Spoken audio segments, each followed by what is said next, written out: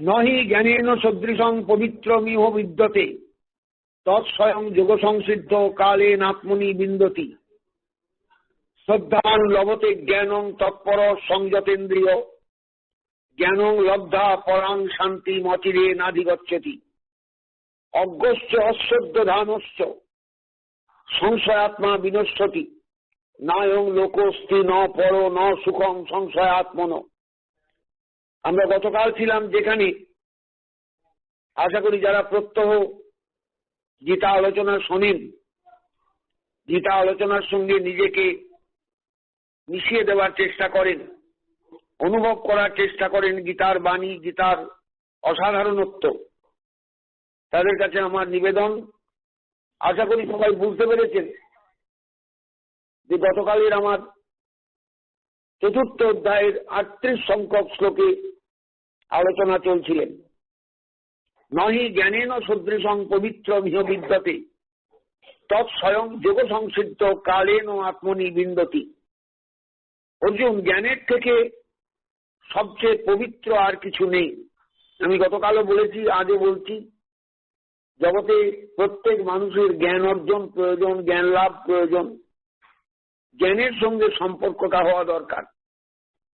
যদিও বৈষ্ণব রাজ্যে, ভক্তি রাজ্যে শুধু ভক্তিকেই বেশি গুরুত্ব দেওয়া হয়, জ্ঞানের গুরুত্বটা অনেকটা সেখানে কমে যায়, কিন্তু তবু এটা মনে রাখতে হবে, ভক্তিকেও ঠিক ঠিক গ্রহণ করতে গেলে, ভক্তিকেও ঠিক ঠিক লাভ করতে গেলে জ্ঞানের প্রয়োজন। কারণ ভক্তির মধ্যেও জ্ঞানের অস্তিত্ব রয়ে গেছে। সচ্চিৎ আনন্দ হয় কৃষ্ণের স্বরূপ, সচ্চিৎ আনন্দ হয় কৃষ্ণের স্বরূপ। এই চিদংশে যে সম্বিত শক্তি কাজ করেন, এই সম্বিতের নামই হলো জ্ঞান। চিৎ মানেই হলো জ্ঞান, ঈশ্বর অদ্বয় জ্ঞানতত্ত্ব। আর তাকে পেতে গেলে এই জ্ঞানতত্ত্বের অনুভব দিয়ে, জ্ঞানের অনুভব দিয়ে তাকে অনুভব করতে হয়। বলে মূর্তি হয়ে যান তিনি, প্রতিমা হয়ে যান তিনি। প্রতিমা মানেই যাকে দেখলে প্রতীতি জন্মায়, তার নাম প্রতিমা। প্রতীতি জন্মায়, ইনি সেই, ইনি সেই। তাহলে ইনি সেই হয়ে গেছেন তা মনে হচ্ছে না, ইনি সেই। এই জন্য আমরা বলি প্রতিমা, বা প্রতিমাটা বেশ ভালো হয়েছে তো। প্রতিমা মানে কিন্তু সাক্ষাৎ বিগ্রহ নন, কিন্তু সাক্ষাৎ বিগ্রহ সেই প্রতিমা যেদিন হবেন বা হয়ে উঠবেন সাধকের জীবনে, সেদিন কিন্তু তার জ্ঞানের দরজাটা খুলে গেছে, অনুভবের দরজাটা খুলে গেছে, উপলব্ধির দরজাটা খুলে গেছে। নইলে সে কিছুতেই বুঝতে পারবে না, ধরতে পারবে না। তার কাছে প্রস্তরময় বিগ্রহ হবেন, তার কাছে ধাতুময় বিগ্রহ হবেন, তার কাছে অষ্টধাতুর বিগ্রহ হবেন, তার কাছে মৃত্তিকা নির্মিত বিগ্রহ হবেন, চিন্ময় হয়ে উঠবেন না। চিন্ময় হতে গেলে জ্ঞানের প্রয়োজন।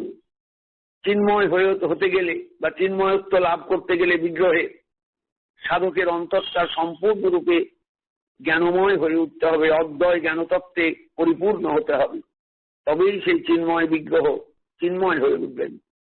এগুলো কিন্তু আমি বলছি অন্য অর্থে নয়, নেবেন না কেউ, অন্য অর্থে ভাববেন না কেউ, আমি শুধু বোঝাবার জন্য বলছি। জ্ঞান না থাকলে মানুষের জীবনটা অন্ধকার হয়ে যায়, মানুষ পশু হয়ে যায়। জ্ঞানই মানুষকে দেবতার আসনে নিয়ে যায়। প্রথমে তার জীবত্ব, তারপরে তার মনুষ্যত্ব, তারপরে তার দেবত্ব। আমরা সবাই একটা সাধারণ জীব হয়ে জন্মাই, লাভ করতে হয় প্রথমে মনুষ্যত্ব। মনুষ্যত্ব না হলে এই মনুষ্য দেহতার কোনো মূল্য নেই।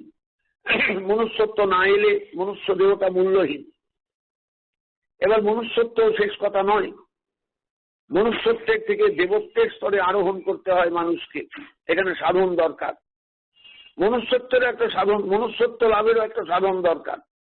কিন্তু দেবত্ব লাভের জন্য চাই সুগভীর তন্ময়তা, সুগভীর সাধন অনুভূতি, সুগভীর যে ঈশ্বরের প্রতি একটা নির্ভরশীলতা, সেই নির্ভরশীলতা। কারণ তিনি কৃপা না করলে এই মানুষ কখনো দেবতার আসনে গিয়ে বসতে পারে না, দেবত্ব লাভ করতে পারে না।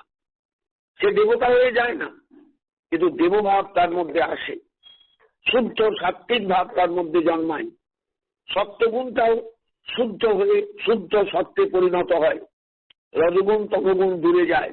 এটা জ্ঞানের দ্বারাই সম্ভব। মানুষের জীবনে তাই জ্ঞানের প্রয়োজন। এই জন্য আমাদের শাস্ত্রকারীরা জ্ঞানের কথা বলেছেন, বারবার বারবার বলেছেন তাকে জানবার চেষ্টা করো, তাকে জানবার চেষ্টা করো, তাকে জানবার চেষ্টা করো। বেদাহমেতং পুরুষং মহান্তম আদিত্য বর্ণং তমস পরস্তাৎ তমেব বিদিত্তা অতি মৃত্যুমেতি নান্য পন্থা বিদ্যত অয়নায়। এছাড়া কোনো রাস্তা নেই, তাকে জানা ছাড়া কোনো রাস্তা নেই। আমরা চিরকাল মূর্খ হয়ে থাকবো, কোনোদিন তাকে জানতে পারবো না। তার মানে এটা আমাদের কিন্তু সত্যিকারের কর্তব্য নয়। কর্তব্য হলো জানবার চেষ্টা করা। এই জন্য বলছেন উপনিষদের ভাষায় বেদাহমেতং পুরুষং মহান্তম। যিনি তাকে জেনেছেন তিনি বলছেন তার অনুভবটা, আমি সেই মহান পুরুষকে জেনেছি। তিনি আদিত্য বর্ণ, তিনি অন্ধকারের পারে অবস্থান করেন, তার আদিত্যের জ্যোতি নিয়ে, আদিত্যের অসাধারণত্ব নিয়ে, জ্যোতির্ময় রূপে। তমেব বিদিত্তা অতি মৃত্যু মেয়েছি, তাকে জানলে তবে মৃত্যুর হাত থেকে বাঁচা যায়। আমরা সবাই তো মরণশীল জগতে, সবাই তো মৃত্যুপথে যাচ্ছেন। কেউ তো এখানে বেঁচে থাকবার জন্য আসেনি, কেউ চিরকাল থাকবো না। সবাইকে জায়গা খালি করে দিতে হবে, আবার পরের জন্য এসে সেই জায়গাটা ভরাট করবে। নিয়মই তাই জগতে, এটা বুঝতে হয় প্রত্যেককে। আমি চিরকাল ভোগ করব, আমি চিরকাল থাকবো, আমি চিরকাল এখানে খবরদারি করবো, এটা হয় না, কোনোদিনই তা হয় না। অমেব বিদিত্তা অতি মৃত্যু মেয়েটি, মৃত্যুকে পর্যন্ত অতিক্রম করা যায় তাকে জানলে, সেই অদ্বয় জ্ঞানতত্ত্বকে জানলে, জ্ঞানময় বিগ্রহকে জানলে, জ্ঞানের স্বরূপকে জানলে। নান্য পন্থা বিদ্যত হয় নয়, এছাড়া কোনো রাস্তা নেই, দ্বিতীয় রাস্তা নেই। তাহলে বুঝতে পারছেন যে তাকে জানতে হয়, তাকে বুঝতে হয়, তাকে ভাবতে হয়, তাকে অনুভব করতে হয়, তাকে সকাতরে তার কাছে প্রার্থনা জানাতে হয়, আমায় তুমি একটু কৃপা করো যাতে তোমার স্বরূপটা আমি বুঝতে পারি। সত্যি কথা বলতে কি, আমরা তো এইভাবে তো ঈশ্বরের কাছে প্রার্থনা করি না কেউ। আমরা ঠাকুর পুজো করি। ঠাকুর পুজো করা আর তার কাছে চোখের জল ফেলে প্রার্থনা করা দুটো অনেক তফাৎ, অনেক তফাৎ। আমাদের দরকার সেই চোখের জল ফেলে তার কাছে জানানো, আমি যেন তোমাকে জানতে পারি, আমি যেন বুঝতে পারি, আমি যেন অনুভব করতে পারি তোমার স্বরূপ, তোমার সত্তা, তোমার অসাধারণত্ব। এটা আমার প্রার্থনা। তুমি আমার সেই প্রার্থনাটা পূরণ করো। আমার খেতে দিও, পড়তে দিও, আমার খাদ্যের যোগান দিও। এর জন্য ঈশ্বর নন, তার জন্য প্রকৃতি আছেন। সকলকে তিনি দেখেন, সকলকে তিনি রক্ষা করেন। কিন্তু ঈশ্বর তত্ত্ব, ব্রহ্ম তত্ত্ব, আত্মতত্ত্বকে জানতে হয়। আর এর জন্য দরকার জ্ঞান, জ্ঞানের প্রয়োজন। নহি জ্ঞানেন সদৃশং পবিত্র মিহ বিদ্যতে। পবিত্র কেন? না, জ্ঞান ধীরে ধীরে বিশুদ্ধতর, বিশুদ্ধতম হয়ে অদ্বয় জ্ঞানতত্ত্বের সন্ধান দেন। আমরা সাধারণ যে জ্ঞান নিয়ে জগতে চলি, ভাত ফোটে, ডাল ফোটে, তরকারি হয়, ভাত খাওয়া হয়, ডাল দিয়ে মাখা হয়, এগুলো হলো সাধারণ জ্ঞান। মানুষ অর্থ উপার্জন করে সাধারণ জ্ঞানের উপর দাঁড়িয়ে। অর্থকরী বিদ্যা তার অর্জিত, অর্থকরী বিদ্যা তার আছে, তাই সে অর্থ উপার্জন করে। কিন্তু এই অর্থকরী বিদ্যা বা অর্থকরী জ্ঞান দিয়ে মানুষ ঈশ্বরের অনুভব পায় না কখনো। এতে অর্থ উপার্জন হয় বটে, ঈশ্বর প্রাপ্তির সাধন এই জ্ঞান নয়। জগতের তথাকথিত সাধারণ যে জ্ঞানের উপর দাঁড়িয়ে জগৎটা চলছে, সেই জ্ঞান দিয়ে কিন্তু ঈশ্বর তত্ত্বকে বোঝা যায় না, পাওয়া যায় না। তার জন্য দরকার আলাদা জ্ঞানের আস্বাদন, আলাদা জ্ঞানের অনুভব। আমাদের শাস্ত্রে, আমাদের উপনিষদ আদিতে, আমাদের বিভিন্ন রকমের আলোচনায় ঋষিগণ এই ঈশ্বরের সন্ধান করেছেন, ঈশ্বরের অনুসন্ধান দেখিয়েছেন। কেমন করে তাকে খুঁজতে হয়, কেমন করে তাকে পেতে হয়। নেতি নেতি নেতি নেতি নেতি নেতি নেতি এই পদ দিয়ে অগ্রসর হয়েছেন আসল জায়গায়। না, এটা ব্রহ্ম নয়, এই ঘরটা ব্রহ্ম নয়, এই মাটিটা ব্রহ্ম নয়, এই কাঠটা ব্রহ্ম নয়। এইভাবেই আস্তে আস্তে নেতি নেতি করে এগিয়েছেন, যে তারপরে তার কাছে পৌঁছেছেন। এই হলো একটা প্রক্রিয়া। আর একটা প্রক্রিয়া হলো সব তিনি, সব তিনি, সব তিনি, সব তিনি, সব তিনি, সর্বং কল্যাণ ব্রহ্ম। এই একটা প্রক্রিয়া। দুটো প্রক্রিয়াতেই কিন্তু জ্ঞানের দরকার। সর্বত্র ব্রহ্মানুভূতিতেও যেমন জ্ঞানের দরকার, ঈশ্বরানুভূতিতেও যেমন জ্ঞানের দরকার, তেমনি নেতি নেতি নেতি এই প্রক্রিয়াতেও যদি অগ্রসর হতে চান, তাহলে দেখবেন জগতের সবকিছু বাদ পড়ে গেল। এইবার সবকিছু বাদ পড়ে যাওয়ার পর যা রইলেন তিনি ব্রহ্ম, তিনি আত্মা, তিনি ঈশ্বর, তিনি আমাদের কাছে একান্ত আশ্রয়। এইভাবেই জ্ঞানের অনুসন্ধান করতে হয়, জ্ঞানের পথ দিয়ে যেতে হয়। আমাদের উপনিষদগুলো পড়লেই বোঝা যায় যে ঋষিরা কি সূক্ষ্ম ভাবে, কি সূক্ষ্ম চেতনার, মানে তাদের যে চেতনা দিয়ে, সূক্ষ্ম চেতনা দিয়ে আস্তে আস্তে ব্রহ্ম অনুভবের দিকে গিয়েছেন, আত্মানুভবের দিকে গিয়েছেন, ঈশ্বর অনুভবের দিকে গিয়েছেন। আমাদের উপনিষদগুলোর মধ্যে যেমন নির্গুণ ব্রহ্মের কথা বলা আছে, তেমনি সগুণ ব্রহ্মের কথাও বলা আছে। সেই সগুণ ব্রহ্মকে কেমন করে পেতে হয়, কেমন করে জানতে হয়, এ কথাও বলা আছে। আবার নির্গুণ ব্রহ্মকে কেমন করে পেতে হয়, কেমন করে অনুভব করতে হয়, সে কথাও বলা আছে। এবং তার জন্য জ্ঞান দরকার, স্বচ্ছ জ্ঞান দরকার, স্বচ্ছ দৃষ্টি দরকার, স্বচ্ছ ভাবনা দরকার। আমাদের ভাবনার জগৎটা শুদ্ধ নয়। আমরা বিষয় ভাবতে ভাবতে যদি গীতায় আসি তাহলে বিষয় নিয়েই গীতাকে চর্চা করব, গীতার মধ্যে বিষয় নিয়ে আসবো। কিন্তু না, গীতা সে রাস্তায় হাঁটেননি।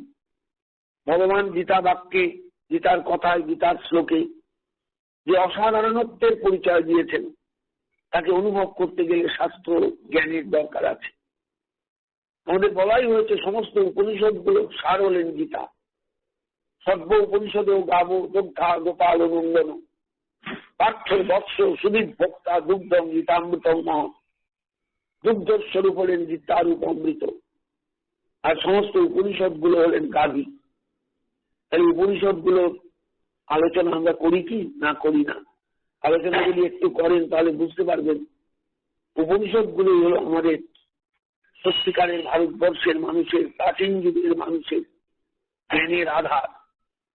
জ্ঞানের আধার, তাদের যে জ্ঞানের তন্ময়তা, তাদের যে জ্ঞানের গভীরতা, সেটা অনুভব করা যায় উপনিষদের মধ্যে এলে। কিভাবে খুঁজেছেন, কিভাবে খুঁজেছেন? ঈশাবাস্যমিদং সর্বং যৎকিঞ্চ জগৎকাল জগৎ তেন তক্তেন ভুঞ্জিতা মা বিদক্ষস্যচিৎ ধনম। ঈশ উপনিষদের প্রথম মন্ত্র কিভাবে অনুভব করেছেন? কারোর ধনে লোভ করো না, কোনো দিকে দৃষ্টি দিও না, ভাবতে চেষ্টা করো জগৎটা ঈশ্বরের দ্বারা পরিব্যাপ্ত। যেখানে হাত দেবে তাই ব্রহ্ম, তাই ঈশ্বর। যেখানে পা দেবে সেখানেই ব্রহ্মের অবস্থান, সেখানে ঈশ্বরের অবস্থান। এইভাবে এগিয়েছে। এক একটা উপনিষদ আমাদের এক এক রকম ভাবে পথ নির্দেশ করেছেন। এনে শীতং পথতি প্রেষিতং মন কেন প্রাণ প্রথম প্রৈতিযুক্ত এনে শীতাং বাচমিমাং বদন্তি চক্ষু সত্সং কৌ দেব জীবস্তি। কেন উপনিষদের প্রথম মন্ত্রে বলছেন, শিষ্য গুরুর কাছে গিয়ে বলছেন, কেনে শীতং পথতি প্রেষিতং মন, আমার মনটাকে কে চালাচ্ছে? এই যে মনটাকে নিয়ে আমরা চলি, সর্বদার জন্য মনের নিয়ন্ত্রণাধীনে আমরা চলি, এই মনটাকে চালাচ্ছে কি? প্রশ্ন এসেছে শিষ্যের ফ্রন্টে। কেন প্রাণ প্রথম অপ্রীতিযুক্ত, আমার মায়ের পেটে প্রথম যে প্রাণস্বরূপে আমি এলাম, এই প্রাণন ক্রিয়াটা প্রথম কে সৃষ্টি করলেন? মায়ের পেটে আমি একটা প্রাণী হয়ে জগতে বেরোলাম, মায়ের পেট থেকে বেরিয়ে এলাম। কেনে সেটাং বাচমিমাং বদন্তি, কি আমাকে কথা বলায়? চক্ষু সত্যং কৌ দেবজনক্তি, আমার কান দুটোকে দিয়ে কে শোনায়? এই শ্রবণেন্দ্রিয়টা কে দিল? কি করে শুনছি আমি? এই যন্ত্রপাতিগুলো কি করে সৃষ্টি হলো? কানের ভেতরের যন্ত্র, আমি সমস্ত শব্দ আমি কান পেতে শুনতে পাই। শুধু তাই নয়, সত্যং চক্ষু সত্যং কৌ দেবজনক্তি, আমি যে চোখ দিয়ে দেখি, কান দিয়ে শুনি, জিহ্বা দিয়ে রসাস্বাদন করি, এগুলো কে দিল? ঈশ্বর। এই ব্রহ্ম, গুরুদেব তার উত্তরে বলছেন, ইনিই ব্রহ্ম। জন্মনুষা ন মনুতে জেনাহোর মনোমতম তদেব ব্রহ্মতম বিদ্যে নিদং জলিদম উপাসতে। মন দিয়ে যাকে ধরা যায় না, অথচ মন যার ইচ্ছায় চলে, তিনি ব্রহ্ম। ভাবতে পারবেন জায়গাগুলো? এগুলো উপনিষদের ভাষা। এইভাবেই উপনিষদ কথা বলেছেন। এইভাবে উপনিষদের ঋষিগণ আমাদের কাছে তুলে ধরেছেন জ্ঞানের ভান্ডারকে, জ্ঞানের বিরাট লাইব্রেরিকে, জ্ঞানের গ্রন্থাগারকে। এই গ্রন্থাগার কোনো নাম যারা গ্রন্থাগার নয়, তথাকথিত পৃথিবীতে যে সমস্ত বড় বড় লাইব্রেরি আছে, আমাদের যেমন ন্যাশনাল লাইব্রেরি আছে, জেলায় জেলায় লাইব্রেরি আছে, স্কুলে স্কুলে লাইব্রেরি আছে, কলেজে কলেজে লাইব্রেরি আছে, সেই লাইব্রেরি নয়, এটা হলো জাতীয় লাইব্রেরি, জাতীয় গ্রন্থাগার।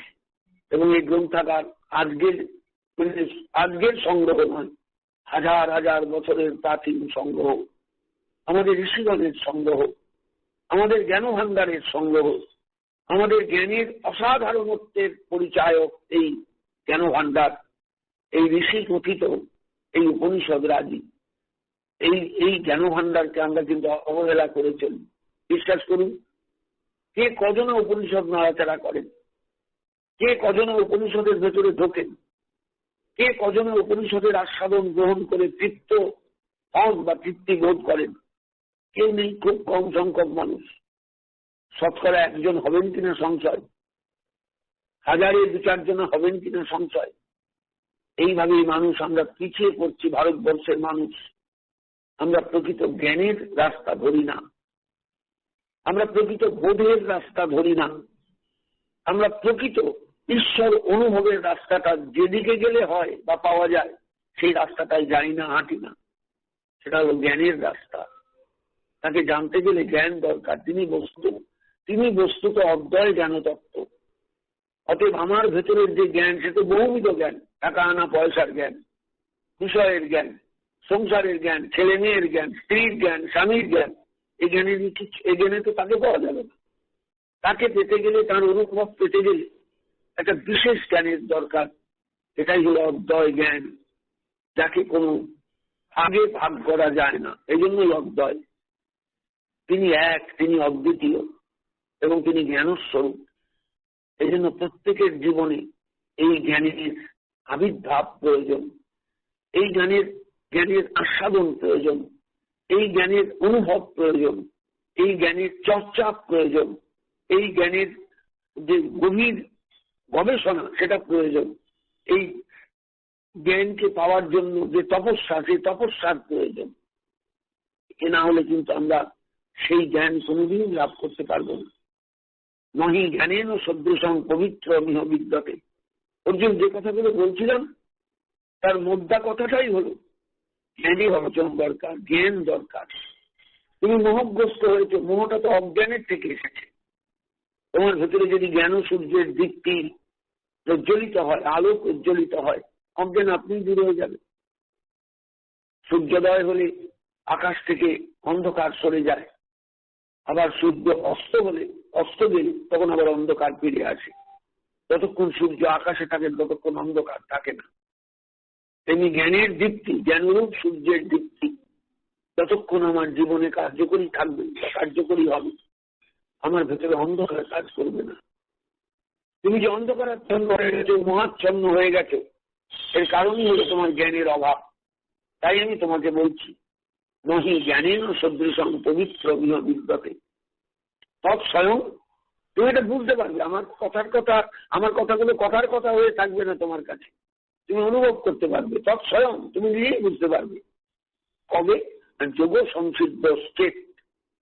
তুমি যদি যোগ সংসিদ্ধ হও, যোগ সংসিদ্ধি লাভ করো, জীবনটাকে যোগে নিয়ে যাও, জীবনটাকে বিয়োগে রেখে দিও না, জীবনটাকে বিয়োগের খাতায় রেখে দিও না, যোগের দিকে নিয়ে যাও।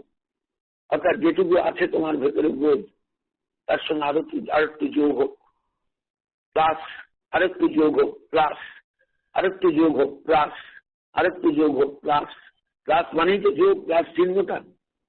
এই প্লাস প্লাস করতে করতে তুমি এগিয়ে চলো। আজকে যেটুকু জানলে কাল তার থেকে একটু বেশি জানো, কাল যেটুকু জানলে পরশু তার থেকে একটু বেশি জানো। দেখে এমন একটা দিন আসবে যেদিন তুমি যোগসিদ্ধি লাভ করবে।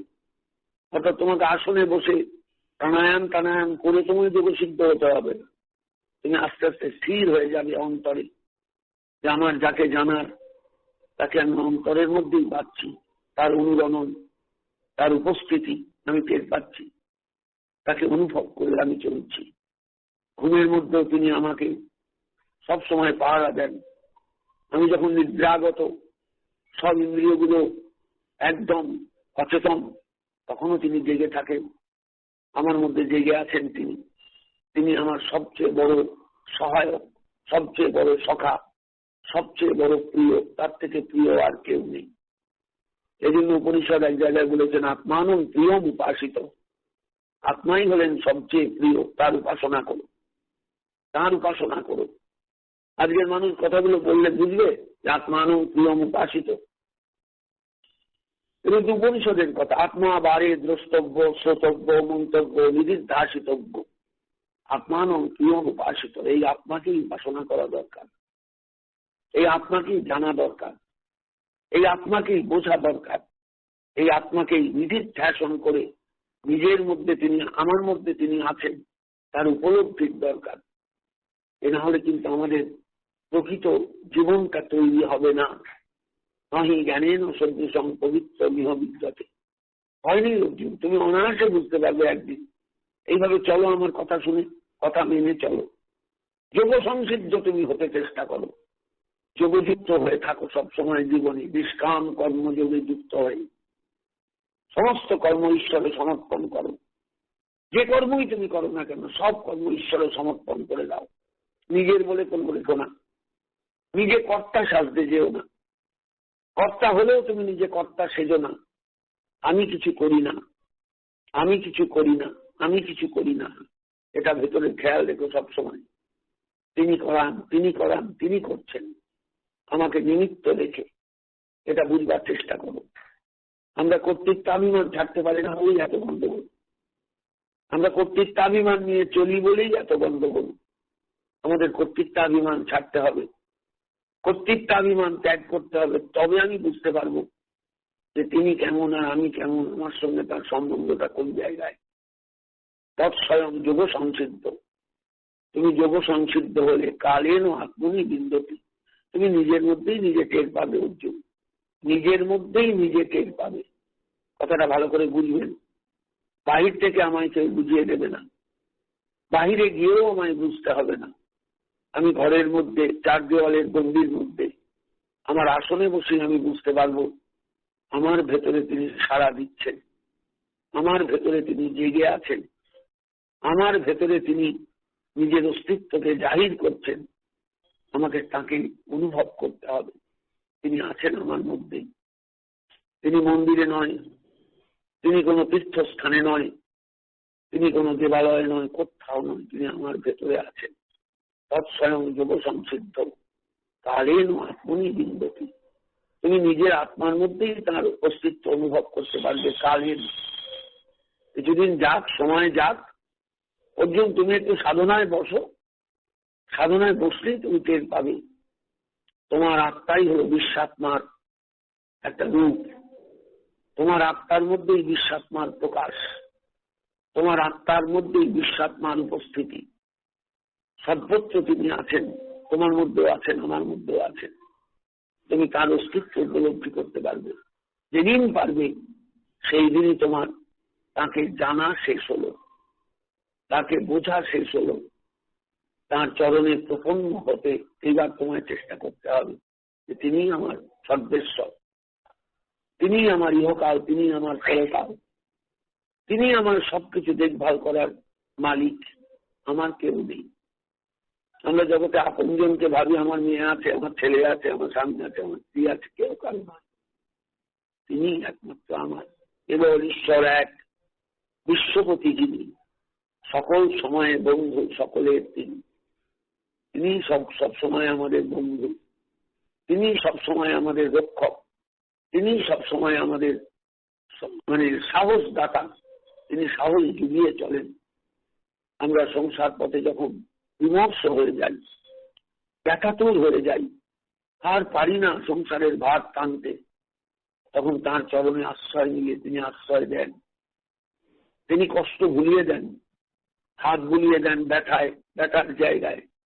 এটাই তার কৃপা। এই কৃপাটাকে অনুভব করতে হয়, এই কৃপাটাকে উপলব্ধি করতে হয়, এই কৃপাটাকে আস্বাদন করতে হয়। তবে ঠিক ঠিক তার পরিচয়টা বোঝা যায়। অর্জুন বুঝতে পারলে কথাগুলো? নহি জ্ঞানেন সদৃশং পবিত্র মিহ বিদ্যতে তৎস্বয়ং যোগ সংসিদ্ধ কালেন আত্মনি বিন্দতি। তুমি যদি যোগ সংসিদ্ধ হয়ে চলতে পারো সংসারে, নিজের মধ্যে বিশ্বের সমস্ত আত্মাকে অনুভব করতে পারো, সেই বিশ্বাত্মা ঈশ্বরে আছেন, সেই ঈশ্বরকে নিজের মধ্যে ভাবতে পারো, তখন বুঝতে পারবে যে জগৎটা কিভাবে চলছে, জগতের ঈশ্বর জগৎটাকে কেমন করে চালাচ্ছেন, এটা বুঝতে পারবে। যোগ সংসিদ্ধি দরকার, অর্থাৎ যোগযুক্ত হয়ে আসনে বসা দরকার, যোগযুক্ত হয়ে স্থিতিলাভ করা দরকার, যোগযুক্ত হয়ে একান্ত ভাবে নিজস্ব গণ্ডি তৈরি করে গণ্ডির মধ্যে ঢোকা দরকার। তবে মানুষের জীবনে প্রকৃত আত্মতত্ত্বের অনুভব হয়, আত্মজ্ঞানের অনুভব হয়, আত্মার অনুভব হয়। জায়গাগুলো কিন্তু সাংঘাতিক। এখানে কিন্তু মাথা চোখে লাভ নেই। মাথা চোখা মানে তো প্রণাম। আপনি মাথা চুকলেন, একের পর এক মাথাটা ফুলে গেল, লাভ হবে না। আপনার শুধু অনুভব দরকার। চোখটা বুঝে হৃদয়ের মধ্যে তাকে খোঁজা দরকার। তুমি কোথায় আছো, আমার একটু দেখা দাও, আমার একটু ধরা দাও, আমার একটু স্পর্শ দাও, আমাকে তোমার অস্তিত্ব বুঝিয়ে দাও যে আমি আছি, আমি আছি, আমি আছি। তবে জ্ঞান হবে, তবে সত্যিকারের ধারণা জন্মাবে, তবে সত্যিকারের মানুষ অগ্রসর হবে জীবনের পথে। এটা জ্ঞান ছাড়া সম্ভব নয়। অর্জুন, এটার জন্য জ্ঞান দরকার। তাহলে বুঝতে পারছেন, ভক্তিরাজ্যে গিয়ে যারা বলেন জ্ঞানের প্রয়োজন নেই, গীতা কিন্তু তা স্বীকার করেন না।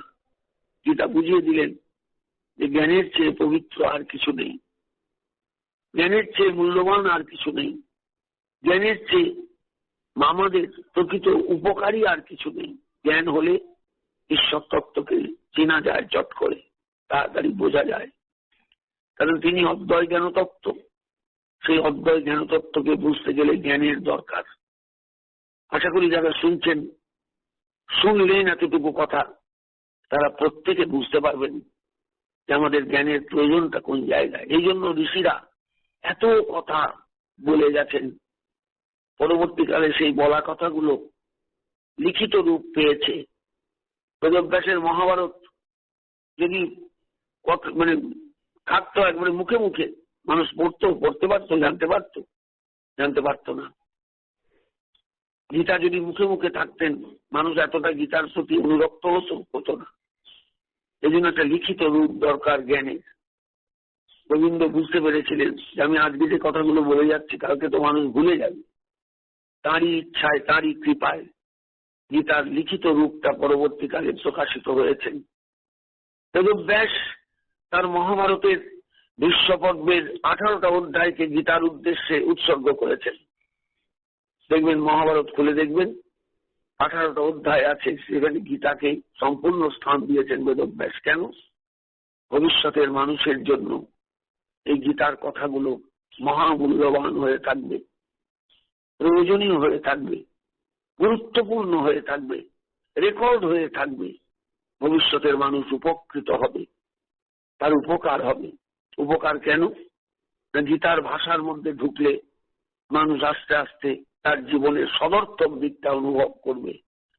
আর যদি নৈমর্থক দিকটাকে দেখে এসেছে, না কিছু হবে না, না কিছু হলো না, কিন্তু গীতার যে একটা সদর্থক দিক আছে, সব হবে, সব হবে, সব হবে, এই গীতার মাধ্যমেই হবে। এই অনুভূতিটা প্রবল হতে পারে তখনই যদি রেকর্ডটা থাকে, লিখিত রেকর্ড।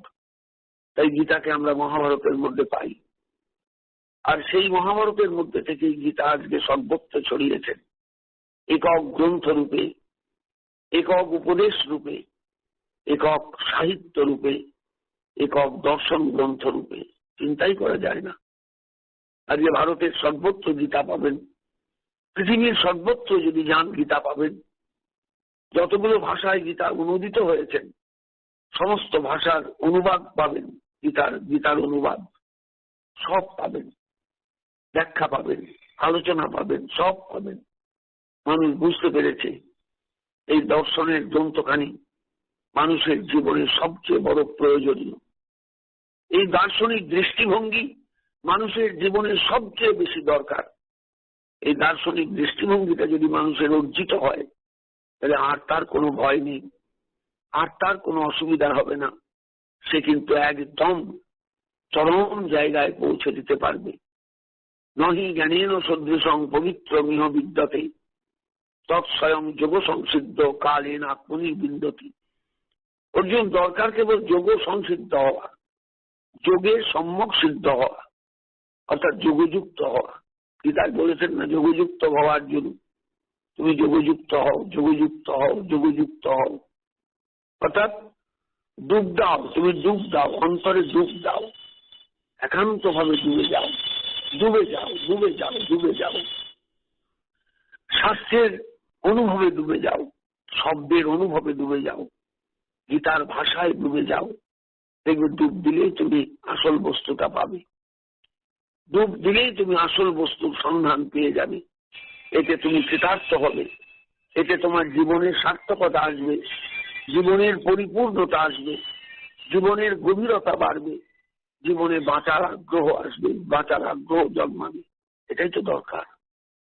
আশা করি যারা শুনলেন নিশ্চয়ই বুঝতে পারলেন যে মানুষের জীবনে যথাসময়ে তিনি ধরা দেন। কালেন আপনি বিন্দতি, আপনি এবং বিন্দতি। নতুন দেহে পাবে তা বলেননি, আত্মার মধ্যে তুমি পাবে, নিজের মধ্যেই তুমি টের পাবে, নিজের মধ্যেই তুমি অনুভব করতে পারবে তিনি আমার মধ্যেই আছেন, সাড়া দিচ্ছেন, সাড়া দিচ্ছেন। তুমি ডাক দিয়েছ সন্ধ্যাকালে, কেউ তা জানে না। কখন যে তুমি ডাক দিয়ে যাও, কোন ডাক দিয়েছ কোন সকালে, কেউ তা জানে না। রবীন্দ্রনাথের গানের একটা কলি মনে পড়ে গেল, কোন সকালে যে তুমি দেখে গিয়েছ, কেউ তো তা খেয়াল করেনি।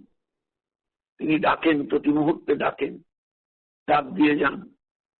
আমরা এত ঘুমো ঘুরে থাকি, এত অজ্ঞানের ঘুমো ঘুরে থাকি, আমরা সেই জ্ঞানের আহ্বান শুনতে পাই না, বুঝতে পারি না, ধরতে পারি না, জানতে পারি না। তাই পেছিয়ে পড়ি। জীবনে পেছিয়ে পড়া মানুষ কখনোই এগুতে চায় না, সে পেছিয়েই থাকতে চায়। কিন্তু আমাদের এগুতে হবে। উপনিষদ আমাদের শিখিয়েছেন চরই গতি, চরই গতি, চর এব এতি, এগিয়ে চলো, এগিয়ে চলো, এগিয়ে চলো, দাঁড়িয়ে থেকো না, থেমে থেকো না। দাঁড়িয়ে থাকলে আবর্জনা জমে যাবে। তুমি এগিয়ে চলো, কখনো দাঁড়িয়ে থেকো না। পরিষদের ভাষাতেই বলা আছে চরই গতি, চরই গতি, এগিয়ে চলো, এগিয়ে চলো, এগিয়ে চলো। এটা আমাদের জীবনে প্রয়োজন বোঝার। সুতরাং উপনিষদের ভাষা বুঝতে পারলে সবাই বুঝতে পারবেন কথাগুলো কি মারাত্মক, কথাগুলো কি গুরুত্বপূর্ণ। শ্রদ্ধাবান, না, এর পরের শ্লোকেই বলছেন শ্রদ্ধাবান লভতে জ্ঞান তৎপর সংযতেন্দ্রিয় জ্ঞানং লব্ধা পরাং শান্তি মচিরে নাধিগচ্ছতি। অর্জুন, এই জ্ঞান কে পায় জানো? মূর্খ মানুষ জ্ঞান অর্জন করতে পারে না। মূর্খ মানুষের সেই ইচ্ছা কাজ করে না।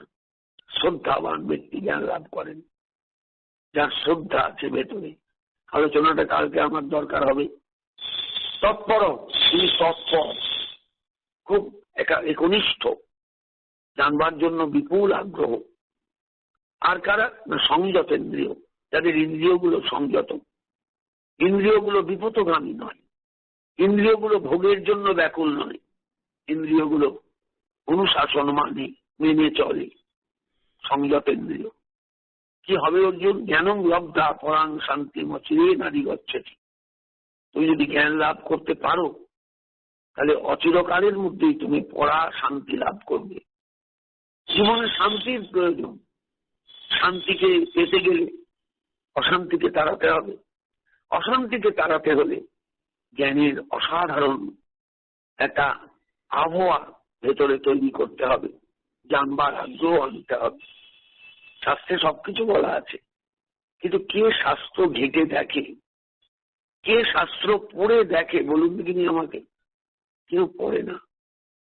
সবাই এর মুখে ঝোল খায়, ওর মুখে ঝোল খায়, এর কথায় সায় দেয়, ওর কথায় সায় দেয়, নিজে কিন্তু চোখ খুলে দেখে না এই জীবনে জ্ঞানের প্রয়োজনটা কতখানি, জ্ঞানের প্রয়োজনটা কেন, এটা খুঁজে দেখে না। তাতে প্রত্যেকের কাছে আমার অনুরোধ, গীতাকে বুঝবার চেষ্টা করবেন, খুব ভালো করে বুঝবার চেষ্টা করবেন, খুব ভালো করে ভাববার চেষ্টা করবেন, খুব ভালো করে জানবার চেষ্টা করবেন। তৎস্বয়ং যোগ সংসিদ্ধ কালেন আত্মনি বিন্দতি। ভয় নেই। তুমি যোগ সংসিদ্ধ হলে তুমি কালে যথাকালে তুমি ঠিক বুঝতে পারবে, এবং বুঝতে পারবে যখন তখন ধরতে পারবে যে স্বয়ং অদ্বয় জ্ঞানতত্ত্বই আমার মধ্যে বিরাজমান। আমার এতকাল তাকে জানা হয়নি, এইবার তাকে আমায় জানতে হবে, তার ভজনা করতে হবে, তার তপস্যা করতে হবে, তার জন্য সময় দিতে হবে। এটা আমাদের প্রার্থনা হয়ে উঠবে ধীরে ধীরে, যাতে আমাদের ভেতরে জ্ঞানের প্রদীপটা প্রজ্বলিত রূপে জ্বলতে থাকে, জল করে জ্বলতে থাকে। জ্ঞান প্রদীপটা যাতে সবসময় জ্বলে, আমাদের জানার আগ্রহ সৃষ্টি হয়, বোঝার আগ্রহ সৃষ্টি হয়, আমাদের অনুভবের জগৎটা ব্যাপক থেকে ব্যাপকতর হয়ে ওঠে। আজ এই পর্যন্ত রাখলাম। সকলে ভালো থাকবেন, সকলে মঙ্গলে থাকবেন, সকলে প্রার্থনা করবেন গীতা দেবীর চরণে, গীতা মায়ের চরণে, যে মা গো তুমি একটু কৃপা করো মা, যাতে তোমার স্বরূপ বুঝতে পারি, তোমার আস্বাদন পেতে পারি, তোমার অনুভব নিয়ে